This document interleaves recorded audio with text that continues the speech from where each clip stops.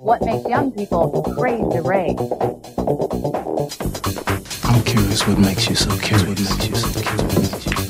In the beginning was the beat. Welcome to the Rave Curious podcast. I'm your host, Joshua Glazer. What are we curious about? We are curious about electronic music and the culture that surrounds it. And how do we satisfy that curiosity? We satisfy it by talking to people who have dedicated their lives to the electronic music scene, DJs, producers, promoters, and more. This is the first episode of the Rave Curious podcast, so I guess I'll tell you a little bit about who I am. My girlfriend has called me the world's most accomplished raver, although I can think of quite a few people who deserve that title more than me. I'm probably best known as a music journalist. I've been writing about electronic music for almost 20 years, starting in Detroit, later in Los Angeles and Berlin. I've also been an occasional DJ, a nightclub promoter, festival producer, so on and so forth. I've worn many hats, as do most people in the electronic music community. And that's part of what this podcast is about, getting into some in-depth conversations with people who are involved at all levels of electronic music and hopefully learn some new things about them and about our community. I can think of no better person to launch this podcast with than our first guest, Matt Edwards, a.k.a. Radio Slave. Matt is a DJ, producer, promoter, record label owner, basically everything one can do within the electronic music scene. His record label, Rekids, is home for his productions, as well as people like Nina Kravitz and Spencer Parker. Matt came by my flat in Berlin over the summer. Beautiful summer day. I think you can hear a little bit of the vibrant city outside if you listen in real close. We recorded this one in my kitchen over some coffee at a respectable morning hour, something you don't hear about too often in this scene. So, yeah, he's a great guy. I've known him for a few years. We talk about how we first met. We talk about his history coming up in the 90s techno scene in London before moving to Berlin, where he's obviously a major player in that community, playing places like Panorama Bar, which is actually where we met. So we'll just get right into the interview. If you like what you hear and you want to hear more, you can follow us on Facebook or Twitter. Rave Curious Podcast is where you can find us, or subscribe on iTunes. Thanks again for listening. This is the Rave Curious Podcast with Matt Edwards. Don't stop. Don't stop. Don't stop. Don't stop. Don't stop. Don't stop. Don't stop. Don't stop. Don't stop. Don't stop. Don't stop. Don't stop. Don't stop. Don't stop. Don't stop. Don't stop. No sleep. And I want to start with a confession. Yeah. The first time we met in Berlin a few years ago, I completely thought you were someone else. Right. And I think I continued to think you were someone else the next 2 or 3 times I saw you. Okay. And I'll tell you who I thought you were. I don't know if you know Switch. Yeah, Dave Taylor. Yeah, Dave Taylor, right. of Major Lazer, among other things. And I think obviously, you're both British, you're both roughly the same age, you're both kind of ginger complected. Yeah.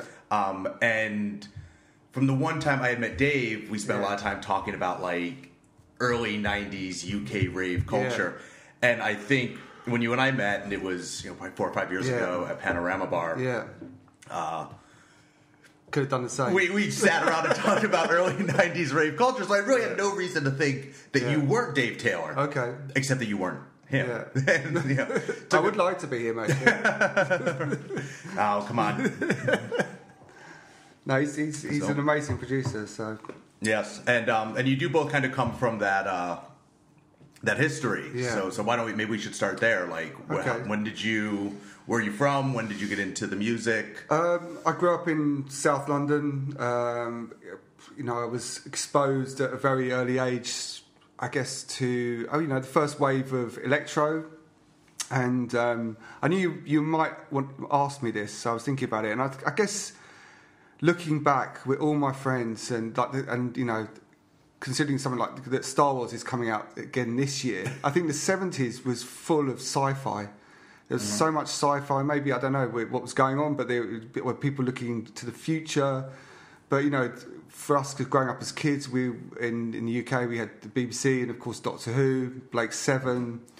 And all this content was full of this kind of, like, you know, strange electronic music. Yeah. And so I guess, you know, from an early age, I was always obsessed, again, with soundtracks. Back then, things like Star Wars, especially when that was released at the movies, one of the ways it was released on vinyl was the story of Star Wars. That's right. So, you know, it was, I guess I was always obsessed with these kind of soundtracks, sci-fi, and then, of course, hip-hop happened, or electro. And growing up in South London, you know, I was a soul boy, I guess, when I was a teenager, and listening to bands like Shalimar and Cool Notes and stuff like that. And then this kind of New York sound kind of was, you know, exploded. And I guess I was hooked. And there was a lot of record stores where I grew up in Catford. It was very multicultural, Jamaican kind of influence. Or there was a huge amount of Jamaican people living in Catford, and so it was easy to buy those records. You know, there was like a lot of good stores. Okay, so I think that's probably an era that, you know, I don't know a whole lot about. Yeah. That kind of, you know, this would have been what, late 70s, early 80s. This is like 1980 to 84, I guess, was the real kind of...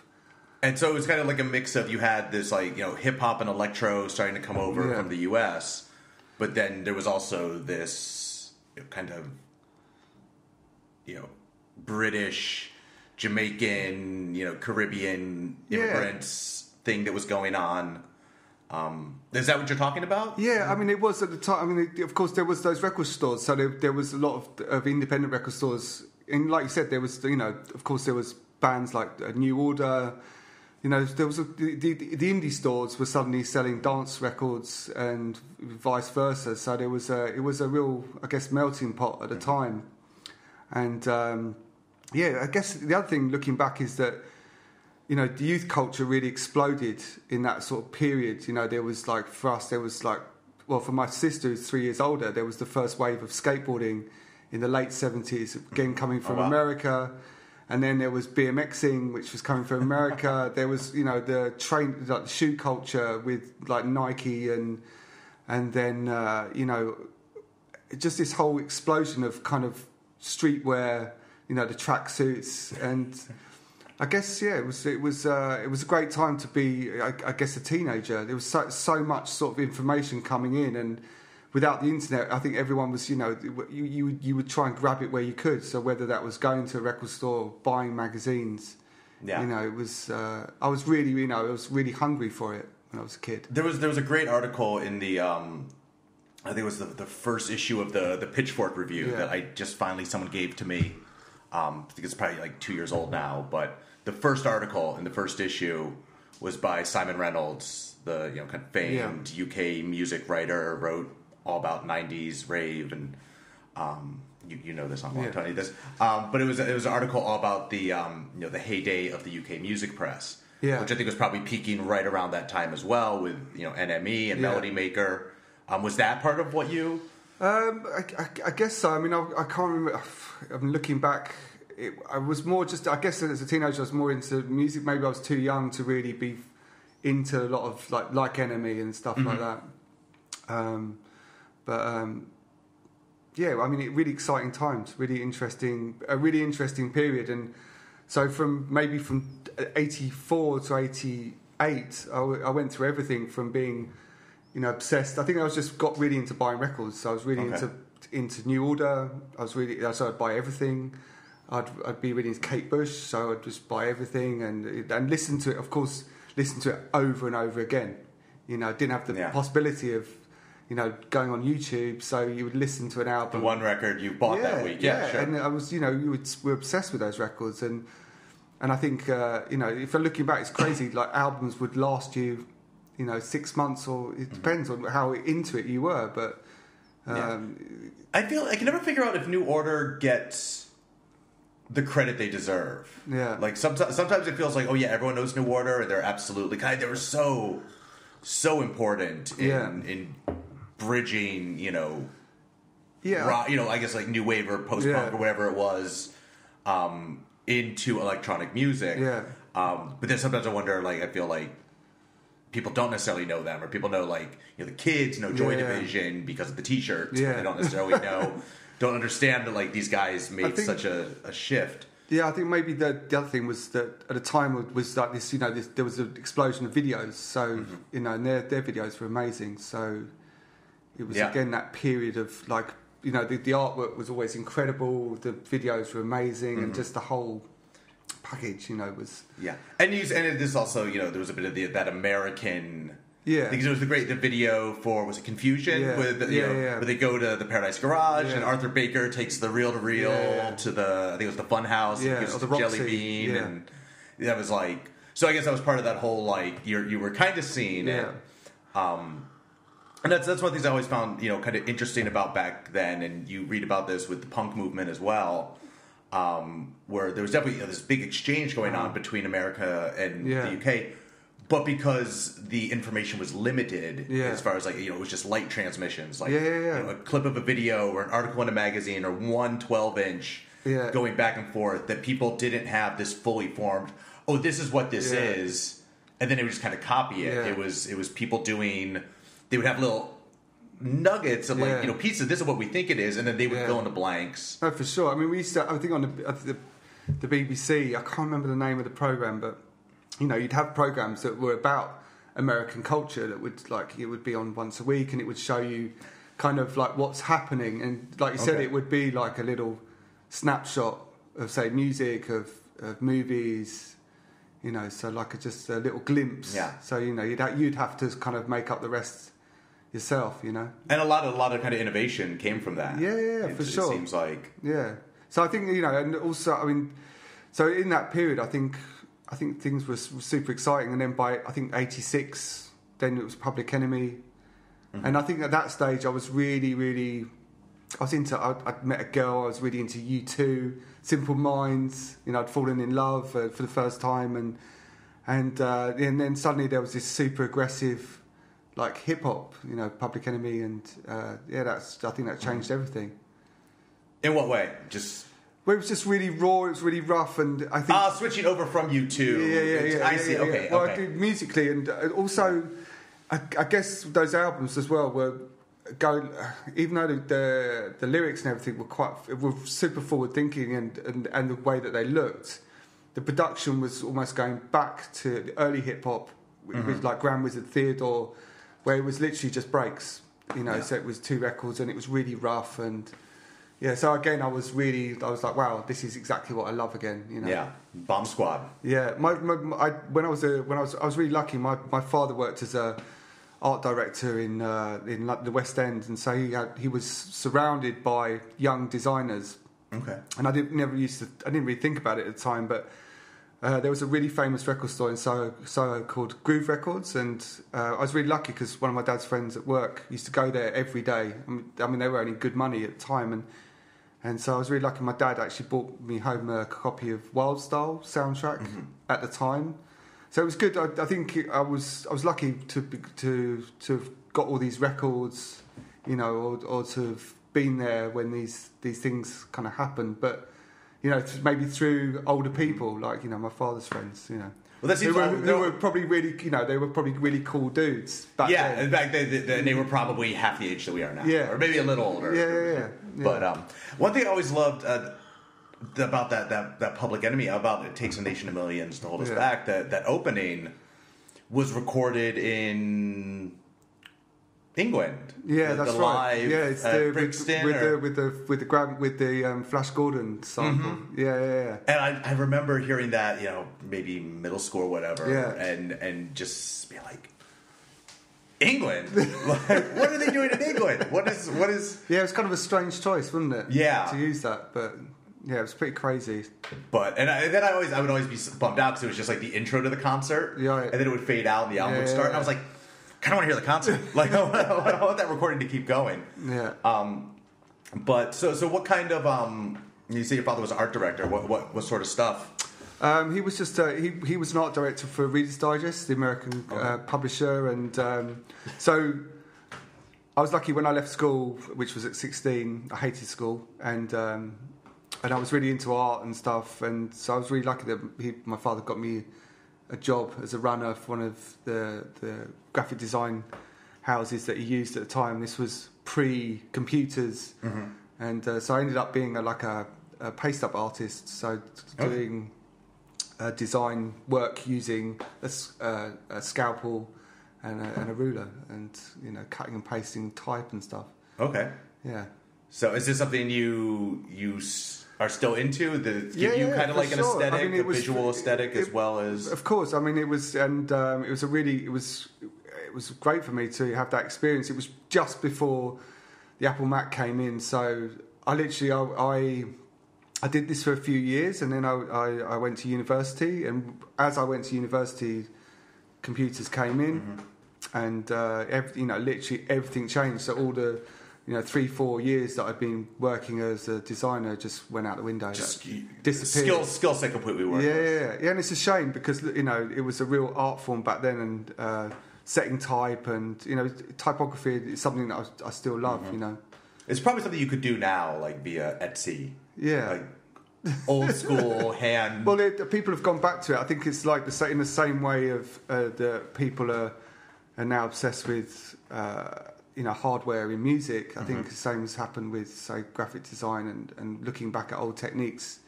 Because I think computers, as we know in music, it's simplified a lot of things and kind of smoothed out a lot of maybe the intricacies or the kind of mistakes that maybe gave it this human, or the human touch. Sure. So when did you I mean, you started. I assume you started as a DJ. Most people start as DJs and then get into. Yeah, production. I was pretty lucky. All my friends were heavily into raving in the late 80s. They were going to like Shoom and Trip and like hanging out. I mean, some of them became casualties of that early scene, but they were they're really into it, and so. Around, I think 1989, 1990, I started going to the Milk Bar in London, which was in Soho, and it was a very small club, but they did parties on a Wednesday night with Danny Rampling, and also on a Saturday with David Durrell and Pete Tong. And so I became very immersed in this kind of cliquey scene very quickly, and within 2 years, I think I did my first gig at the Milk Bar. I think it was 1992. Yeah, and how old were you? 20. Yeah, something like that. 21. So and 2 years is a massive amount of time. Yeah. In that, yeah. But when you look back, you're like, wow, this whole amazing thing happened in like 18 months. Yeah. I think the Music Institute was open for 18 months, or you say about these things happening in a very compressed time when you look back. But yeah, no, it was. I mean, it was really. I mean, for me, it was a completely. It was a really exciting time. I guess I got completely lost in it for years. But I was. Some might say you're still lost in it. Some might say we're all still lost in it. Very much so. But I think back then it was a very small scene. So I'd say small but large. So it was small in the sense where everyone would DJ. It would seem that the DJ culture was still in that stage where it hadn't fragmented into all these subgenres. So a lot of the DJs I knew at the time, like Pete Tong, would know all of the hardcore DJs. Would know. Everyone knew each other. It was a much closer knit community than maybe it is sort of today. And it was good times, and it was. I think looking back then, I was really really lucky. I was there when the Ministry of Sound first opened, and when Larry Levan was resident for 6 months. So we would go every Friday, and I didn't really know much about him at the time, but I had a lot of friends, older friends, who were into jazz funk and disco, who knew about him, and they were just there. One of my friends, the first night he went there, he didn't leave the dance floor for 9 hours. He didn't even take a pee or just that was it. That was. And that was kind of, those were like the last gigs he played, right? Paradise Garage had been closed for a few years. Yeah. He was having I think, his issues. From what I know, I think he borrowed a lot of records from Harvey, and I mean, I can only remember there's like snapshots of those evenings, but I mean there was the sound system at that time was incredible, and there was live PAs from Jocelyn Brown, and he would do things like he would play the Thunder and Lightning sequence from Walter Carlos for like 20 minutes. Yeah, and those kind of experiences I'd never had before. I'd never seen or heard a DJ like this. I think when I first started clubbing in the UK, a lot of the DJs looking back were pretty awful. I don't think they were as great as when the first time I heard Tony Humphries, which was like 1991 or 92. Yeah. And suddenly these guys were like real pros, What was the difference? Was it just like mixing quality? Yeah, or? I think the mixing, the selection. The beginning of the 90s was, although there was a lot of great tracks, obviously, but there was a huge trend in the UK with this like Italo house thing. It was quite big, kind of cheesy anthems. Right. So although you get, I think looking back, it was a real. You'd hear everything in an evening, especially somewhere like Milk Bar. You'd hear like Madonna to like early hardcore, Italo house, US garage. But then suddenly when the Americans came over, like Larry Levan, then you'd hear all these amazing classics or these very underground New York records they've been playing for like 10 years. Right. These tried and tested, like. But you didn't know them yet. We didn't know them. Yeah. No. Okay. So now, was it strictly for you? Was it just this kind of like London club scene, or were you part of the kind of like the rave scene, like the? I was primarily. Back then it was just about being in London, but of course I had friends who were at university around the country, and so I got to travel. I became really good friends, still really good friends with a DJ back then, David Durrell, who was one part of Mars, Pump Up the Volume, and he would gig around the country. I mean, it was really rare I guess unknown for a DJ to leave their own country. So we'd be in a car driving up to Nottingham, to Venus, or to Liverpool, something like that, or to one of these big early kind of super raves like Universe or one of these things where you would have guys like Richie Hawtin or these big techno acts like Orbital or something. Right. Yeah. So were those? But that wasn't really your thing. It sounds like it wasn't. But then things changed. I mean, in the mid '90s, I started travelling a lot and doing parties with friends in Wales, in Aberystwyth. Okay. And it was a party called Spank, and it was a really old friend of mine from school who was there. So we used to go and visit, and that became a regular thing. And he was very much involved with the sort of illegal party scene in Wales. So we ended up doing a lot of illegal parties and being involved in that scene. I was involved with those kind of parties for maybe 3 to 4 years, and some of them, I mean, were incredible, like 4,000 people or more. Yeah, and big deals. They were like multi sound system, like it was the real deal, and they were good. I think it was good for me to come out of this very kind of cliquey kind of London kind of scene and be more involved in this kind of more like, I don't know, alternative kind of world of dance music, Yeah, we used to do a lot of that, like, coming from Detroit. Yeah. It was very, like you said, it's very insular, very cliquey, very, kind of everyone knows everyone. But then we would branch off and we'd go to a party in St. Louis, or we'd drive to Madison, Wisconsin, and go to parties there. Where I'm sure for the locals, to them, it was probably just as cliquey as our Detroit scene was. For sure. But once you start traveling around, then you kind of see it for what you kind of see it as a bit of an outsider, which is nice because you get to have that energy. Yeah. So were you DJing professionally at this point? At what point did it kind of start becoming? I guess back then. I was back living with my folks, and I was making money where I could DJing. Yeah, so around '94, I started DJing at Ministry of Sound for Open All Hours, which was Jim Masters' night, and I was resident at that club for I think 4 or 5 years, just playing in the bar, not in the main room. But and that was, I guess, I went through this kind of real transitional period. I got really into like DJ Shadow and all this kind of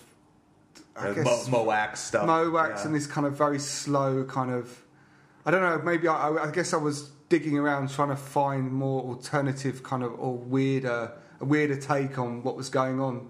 But then I was also, around 95, we were obsessed with like Relief Records, Dance Mania. That's, I think 1995 was the first time I had ever heard Derek Carter at Ministry of Sound, and I mean it was just incredible.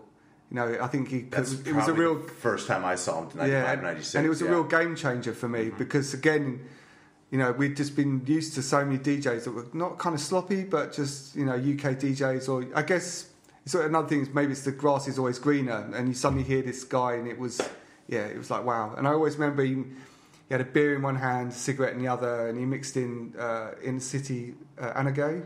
Mm-hmm. And mix it in with one finger, without using the pitch control, and I was just like, wow. You saw see where he would like kind of crouch behind the turntable, so it'd be like down there. I was like, I wasn't sure what he was doing down there, but he'd be squat down, and so he'd kind of be like leak. This is a podcast, no one can see what I'm doing with my hands, but he would be like reaching over to manipulate the turntables, and it kind of like. I don't know if it was just like a showy thing, or if he had something high down there, or if he was just like was really into it, but he just had this like energy to it. I mean, he definitely had. I think that's the thing as well. These DJs had this kind of flair or this kind of confidence. It was pretty mind blowing at the time.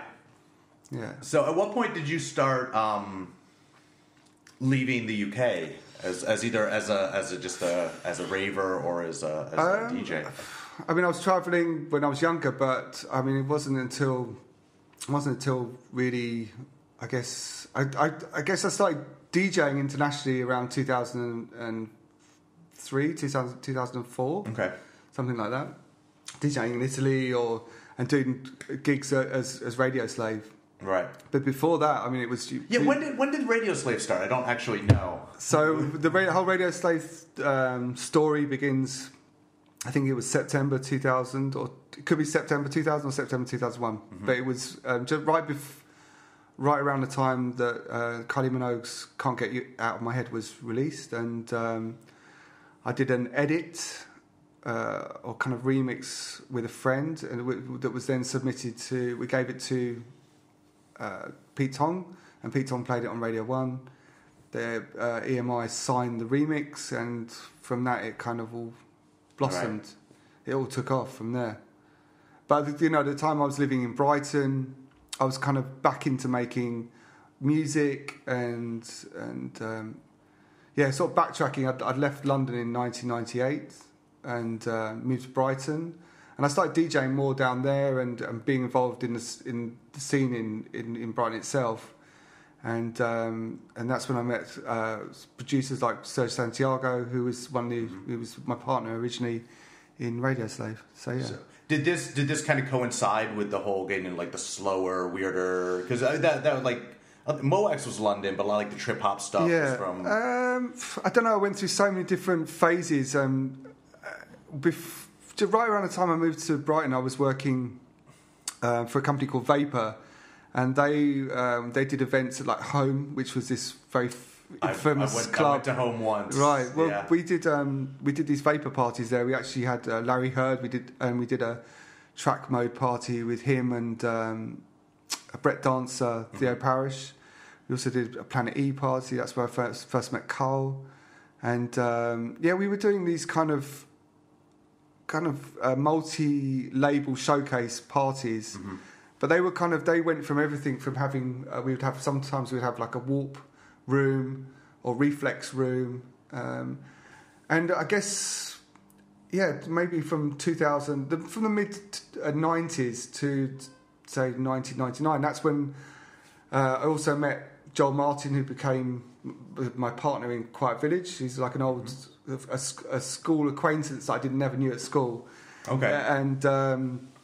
And yeah, I guess that whole period was from the early 90s to the late 90s was all about digging. So that's when, through Larry Levan, got into disco. Through, I think, later from hearing Felix Housecat and Theo Parrish, I got into all the Italo disco. Right.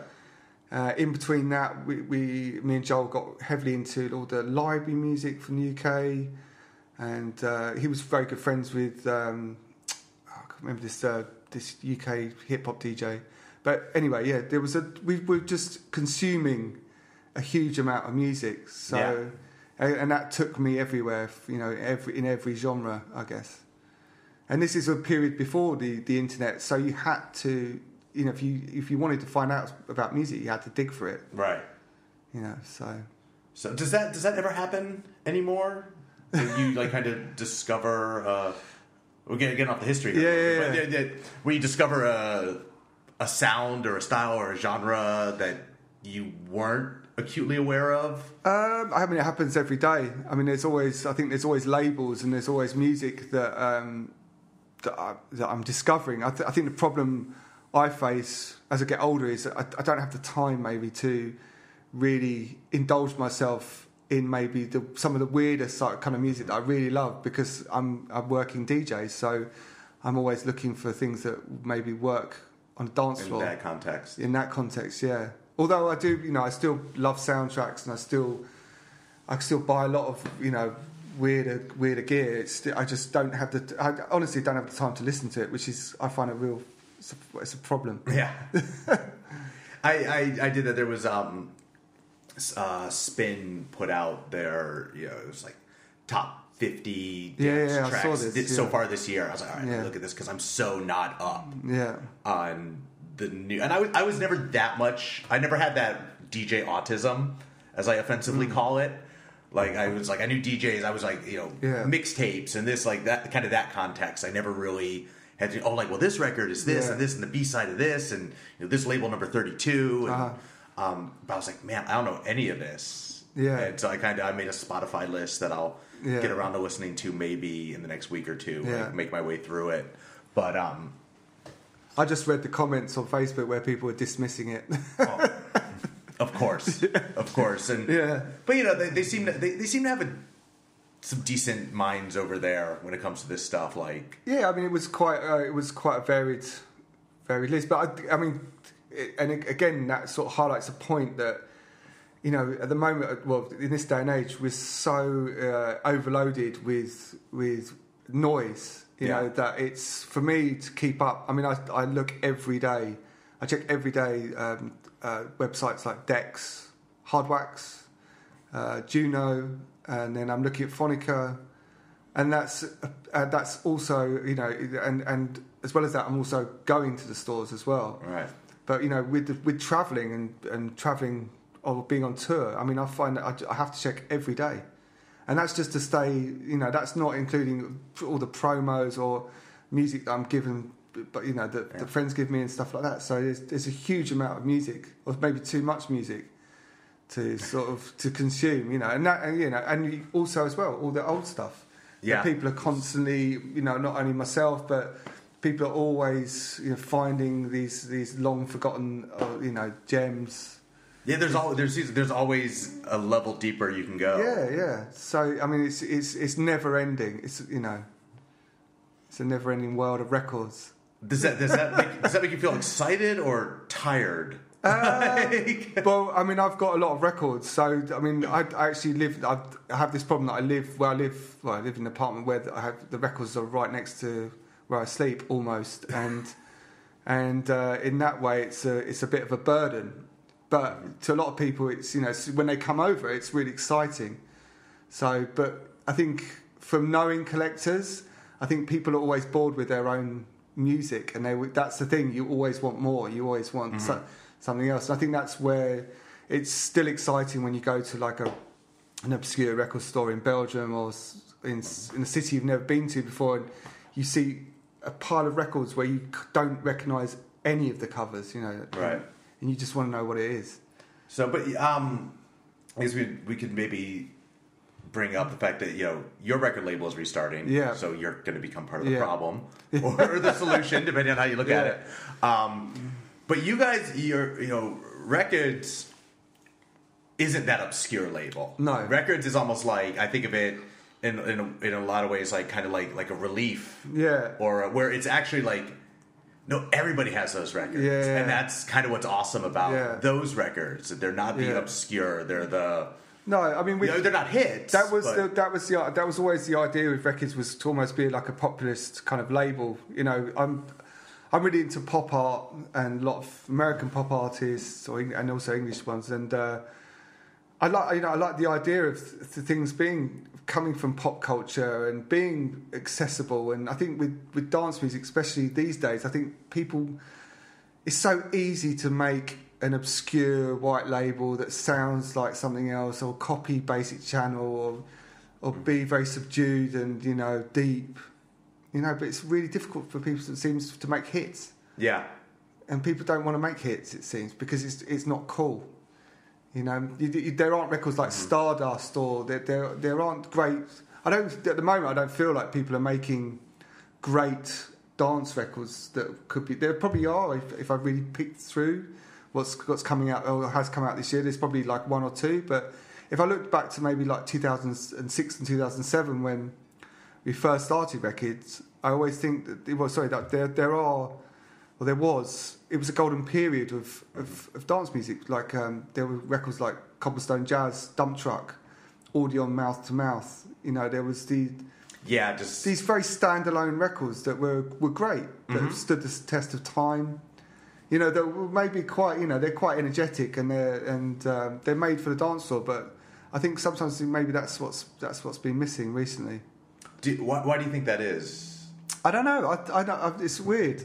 I almost would like to sort of like to almost send a message out there to say, get people to actually why aren't people taking the opportunity or risk to make like hit records? It seems like there's so many young producers that are more interested in being, I don't know, more into these kind of very obscure, somber, kind of unplayable, kind of vibes. Right. And you sense this from like everywhere, like all over the world, not just... Yeah, and I'm trying to think of a counter argument, and I'm having trouble finding. I think maybe if people would say, well, there are these records, but they're not maybe what you're into. I mean, maybe there are these labels like Hot Creations or say Vision Quest, that maybe or Mobley that are maybe more in more of a pop kind of vein, but. That's just my point of view. I find it harder, and I think that's why if you look at a lot of music shops or websites, I think that's why there's so many reissues, especially because I think a lot of the music looking back had more character as well.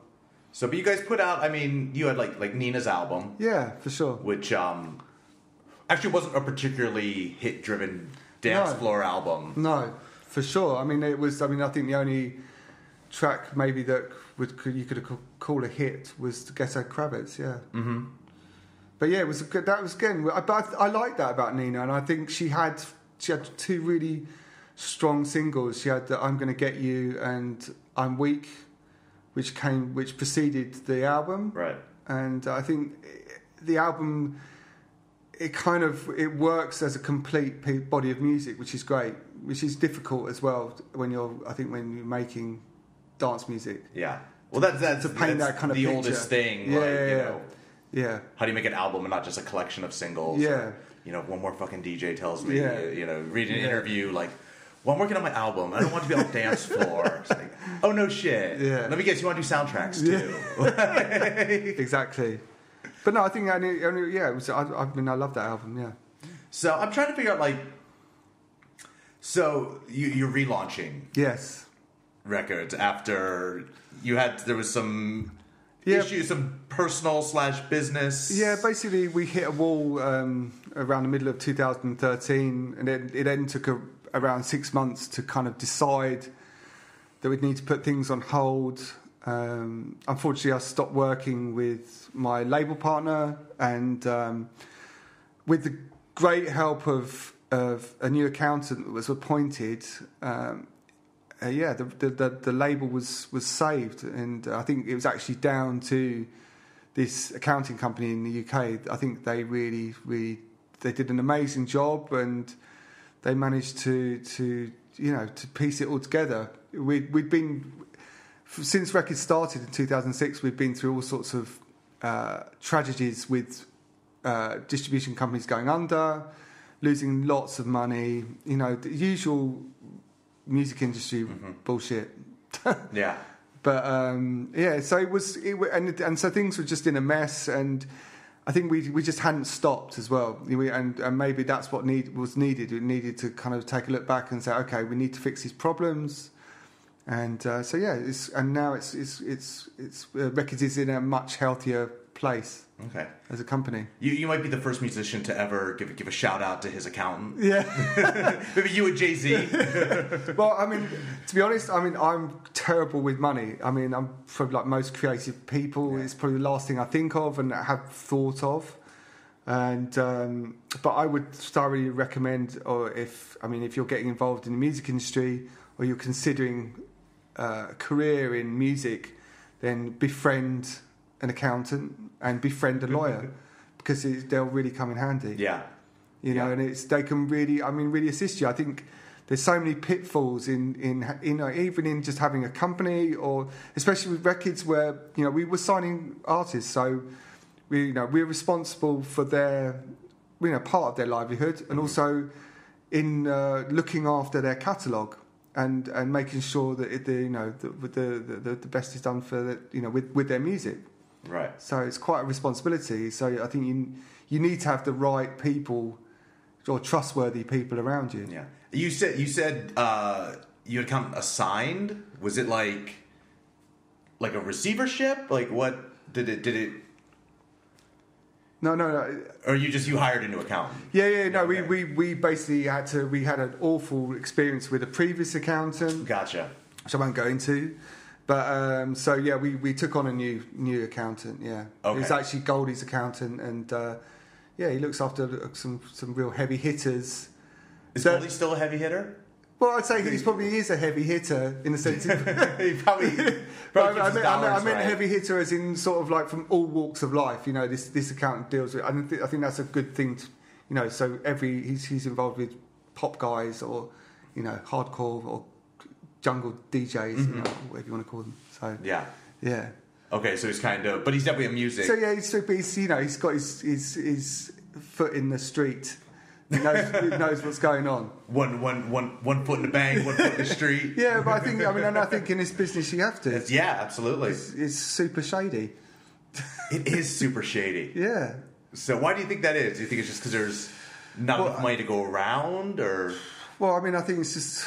Well, you probably know as much as I do. I've been involved in nightlife for over 25 years, and it's full of crooks, and it's just the way it is. It's nightlife. It's sex, drugs, rock and roll, and it attracts all kinds of characters.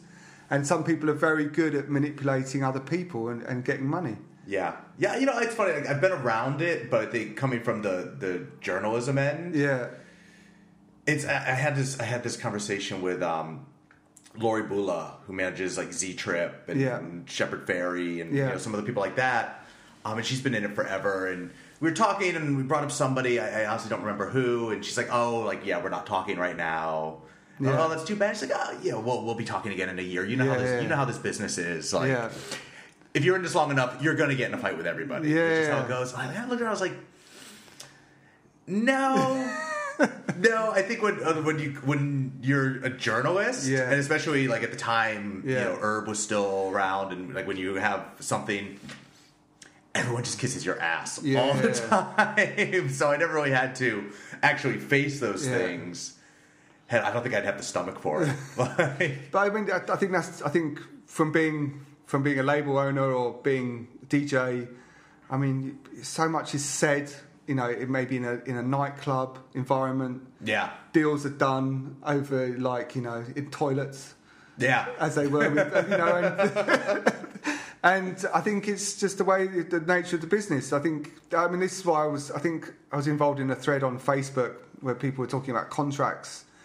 And it's a real fine line these days, especially when the record sales are so low. Yeah. And a lot of people do release music on other labels as favours or just as because they're friends. But at the end of the day, there's nothing wrong with a piece of paper, that says X, Y, and Z, and you sign it. Mm-hmm. And I believe that if you can't do that even between friends, then there's a problem. Yeah, that's a good point. Because you should be able to look each other in the face and say, well, let's agree on something, even if it's nothing. At least we agreed on it. You know? And I think in this business, everything is just it can be. People agree on one thing one day and then they change their mind the next, and it happens all the time. Or they don't really remember what they said. They don't really, it was over a toilet. Exactly. People, or they're drunk, or blah blah blah, and so it's. And that's something that you've taken out of the equation. Toilets? Yeah, and the being drunk. And, I did. I got really sick in the summer of 2013, and.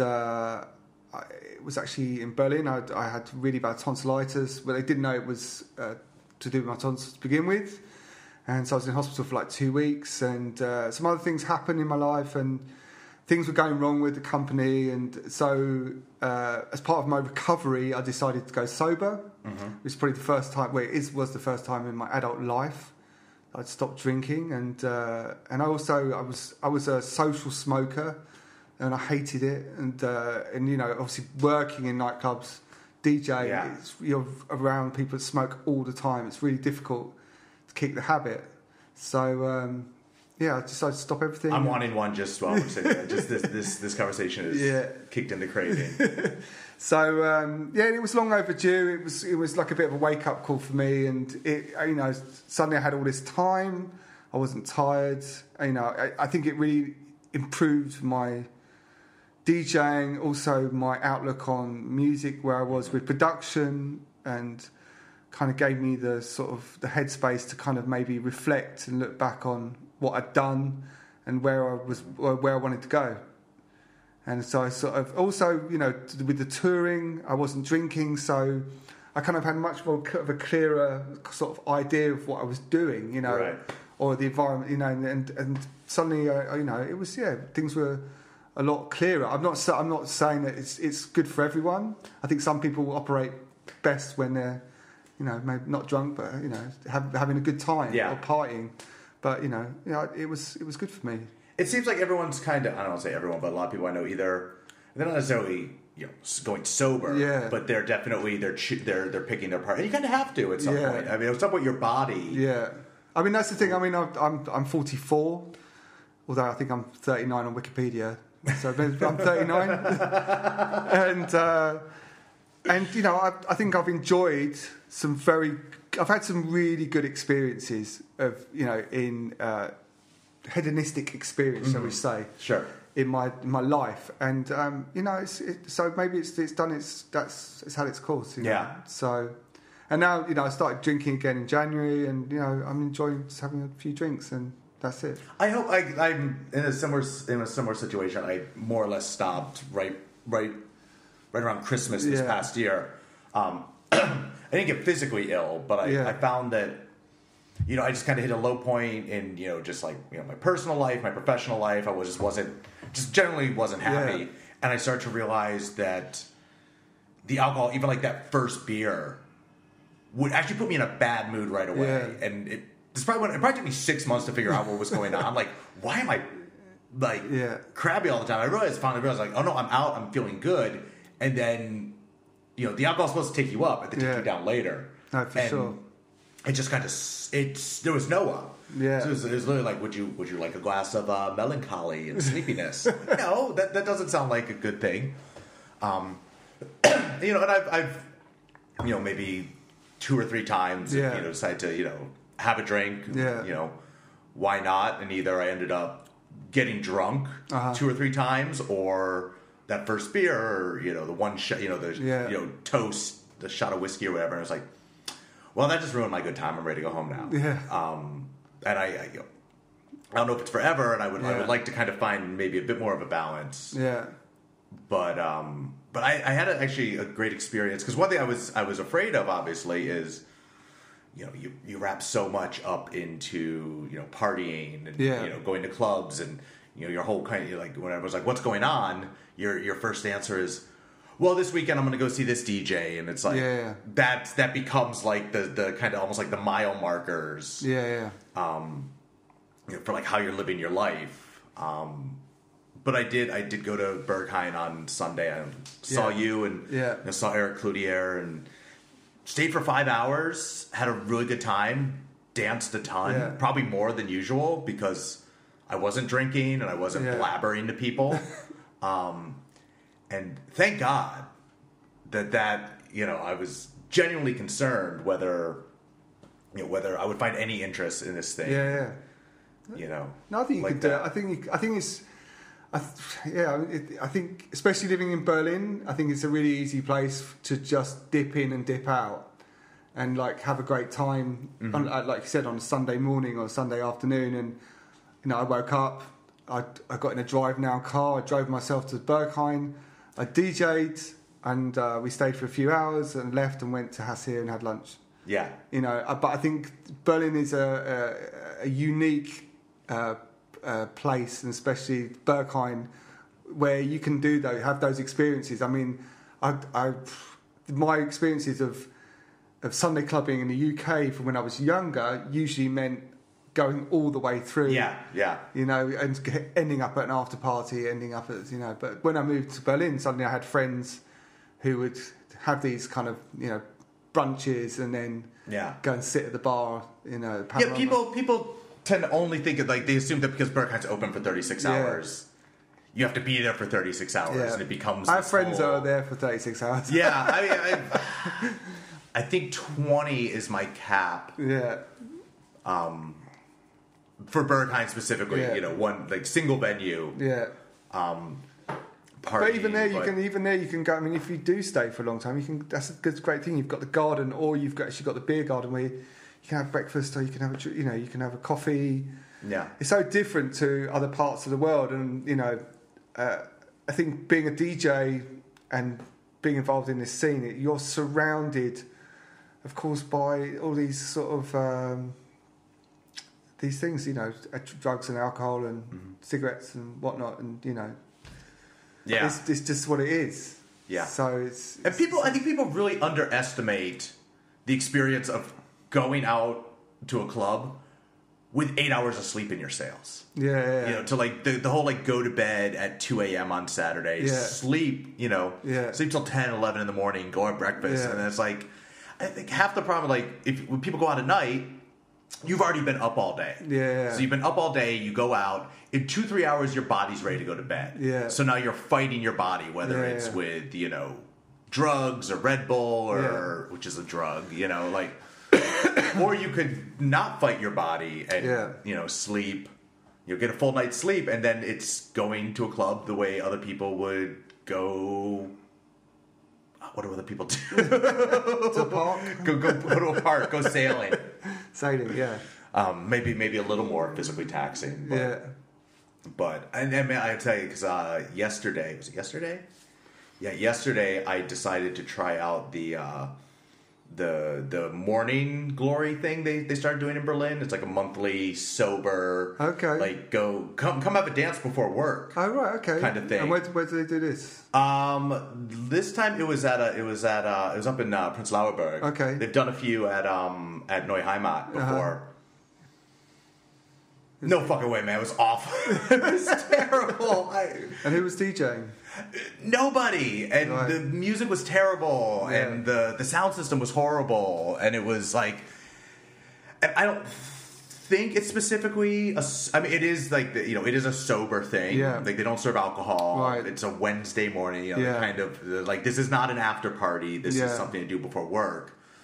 But I'm so glad that I'm still at least capable of going to a real club, and even if everyone else is drinking and smoking and on drugs and whatever, like it's good to know that that's still available, because let me tell you, if you're like a real like a recovery person, if you're like someone who like, oh no, I can't go to those places anymore, and that's your only other option, fuck. Yeah. It sucks.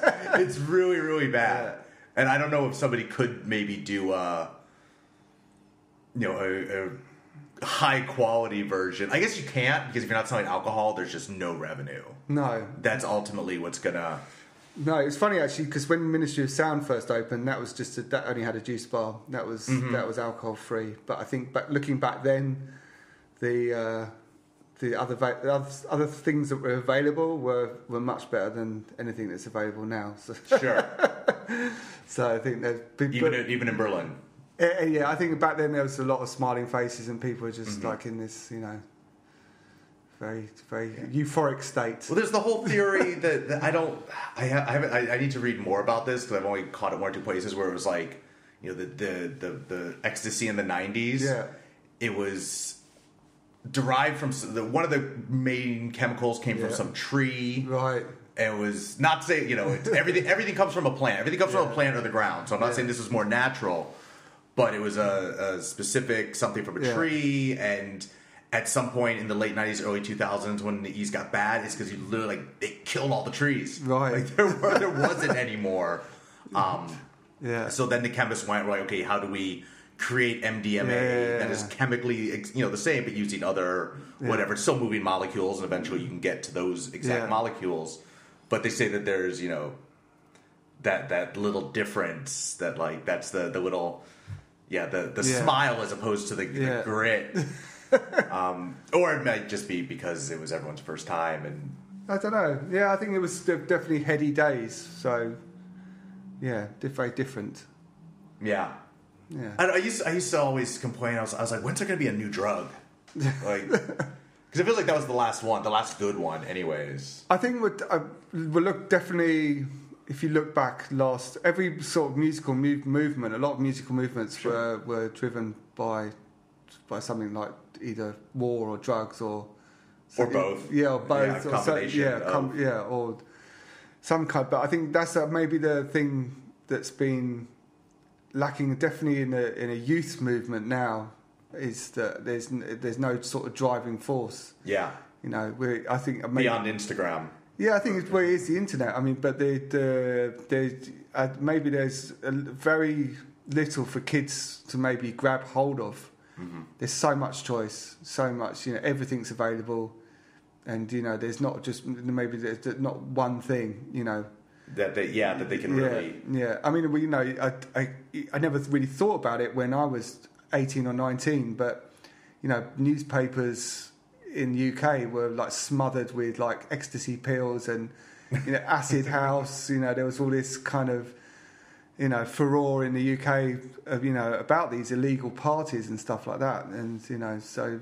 Which is great, makes you want to go more. Yeah, but it was a big movement, and it was an exciting period, I think, for teens, because you had to.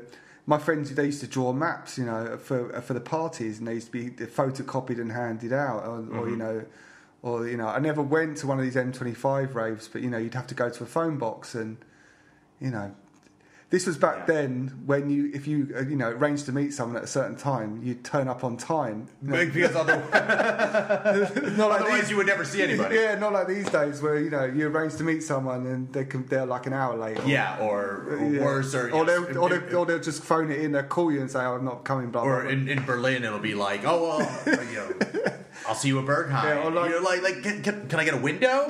Can we at least agree, like, kind of like the cable guy like tells you like or the furniture delivery, like, we'll be at your flat between 8 a.m. and noon. Can you at least give me some sort of window for that? I was like trying to date in Berlin. That was like the instant, like, as soon as a girl told me that, I was just like, now we're good. Yeah, like my ex-wife always had the 15-minute rule. I mean, this when I met her was before mobile. It was around the start of mobile phones, but I think around the start of what? I'm sorry? Mobile phones. Okay. So, it was around, that sort of period. But anyway, it was always the 15-minute rule, that if you didn't turn up within 15 minutes, you should go. Yeah. But I think these days people live by a different set of rules, with a mobile phone, you just call someone and say, I'm late. Which is fine, Potentially. if we all just need to agree on the rule, I think it's the thing. As long as everyone agrees on the rule, you'll make, like, the time you may be lost. Yeah. I'm sending a message out to all people I know, by the way. Yeah, stop being flakes. Well, and you're gonna need. We'll wrap up with this on a happy note. You're gonna need a mobile phone because you are now expecting. Yes. Can we put that on here? Yeah. We've got the news, and there's definitely a new release coming on Rekids next year. Yes, there's.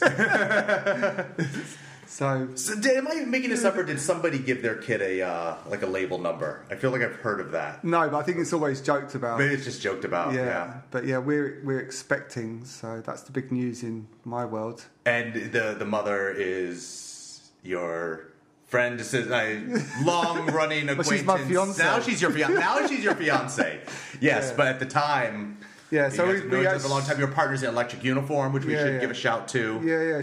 In case anyone actually listens to this thing. Yeah, we've been running the Electric Uniform thing for just over a year now. We started in June 2014. So, and where did that come from? What was the idea behind? For those who don't know, like, Electric Uniform is. So I'd always wanted to make clothes. I've always been into fashion and clothing and so I had this idea to do these football-inspired T-shirts, DJ names on the back, taking references from other labels and Japanese streetwear and stuff, and it was the World Cup at the time, so it kind of made sense. And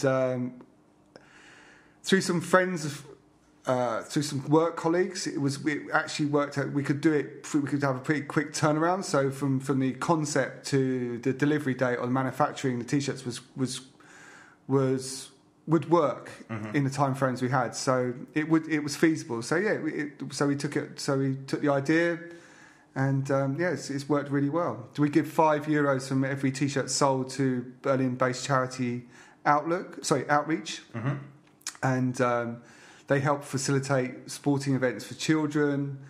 And from being a DJ and knowing a lot of DJs, I know people earn a lot of money in this business, and I think it's just nice to give something back. And this way we got some DJs involved, like Chris Liebing, Nina Kravitz, Marcel Detman, and it's just a nice way of trying to give something back, and maybe locally as well. So and it's which one are you wearing? The Sven one right now? Yeah. Babe. So we're just in the process of. We've just signed 2 more artists. Yeah, we could say that, I guess. We've just we're just producing a Rod Had T-shirt and also doing a DJ Tennis one, and we just made a T-shirt with Gerd Janssen for running back. So we're kind of expanding and looking into. I was going to say running back on it. It's going to be like a label. Well, no, it says Children of the E on the sleeves. Okay. It's kind of to do with the release I did for Gerd. So gotcha. Okay. Yeah. So and we're kind of expanding, and it's going really well. It's similar to running a record label. It has the same pitfalls. Always owed money, always chasing money. So it works in the same. I think a boutique or fashion label or clothing brand like ourselves could be compared to maybe what me and Jamie Fry do with the Double R, where it's a very sort of cottage industry. We direct distribute to people, to the stores. So with the Electric Uniform, we sell directly to Phonica, so there's no middleman, there's no distribution company. So it works really well. So do you have boxes of T-shirts somewhere, or we actually they're held at in a storage place? So yeah. I mean, the two advantages of T-shirts is one, they weigh a lot less. Yeah. Like right there, you're winning. Like having to carry a box of T-shirts to the car or a box of records. Yeah. And second, this is something that Sam Valenti from Ghostly International said to years and years ago. I remember they were doing a showcase in Detroit, and he was working the merch booth, and they were this is right when American Apparel appeared, and he was selling little, girls' underwear with the little Ghostly logo. Right. And I kind of had a joke. I kind of laughed. They about were like it. merch kings, weren't they? Yeah. And he looked at me. He's like, "Can't download panties, bro." Very true. It's true. So it's product that people still physically want, and they're cool shirts. It's going really well. So I'm really pleased with it, and I think there's a lot more to come with this project. Awesome. And then I guess we got to shout out Spencer Parker. Yeah. The new the Yeah, he's back on Rekids, and I think I know his EP is going to be huge. It's a record that I've been playing out for months, and super happy to have him back on the label. I mean, he's been a big supporter of Rekids from the start, and then became my neighbour, and he's now living on my street. And no, it's super good. I'm really happy with him. With the Work Them label, it's going really well, and yeah, I'm hoping that we can with Rekids we can do more showcases again. Get Nina involved, or we're going to get some young blood, and also I'm bringing in some older guys like Phil Asher. I mean, I'm a big fan of his, and we're going to release an EP from him. Also, Monty Luke from Black Catalogue, from ex-Californian living in Detroit. Right. We're going to be releasing his Mandingo.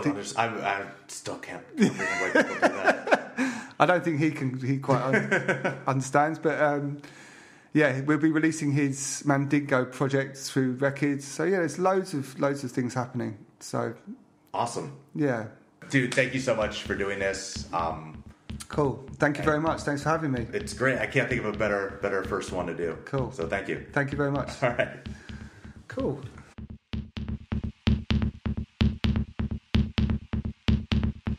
Don't stop.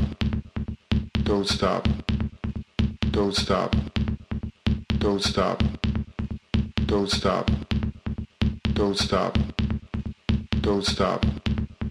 Don't stop. Don't stop. Don't stop. Don't stop. Don't stop. Don't stop. Don't stop. Don't stop. Don't stop. No sleep.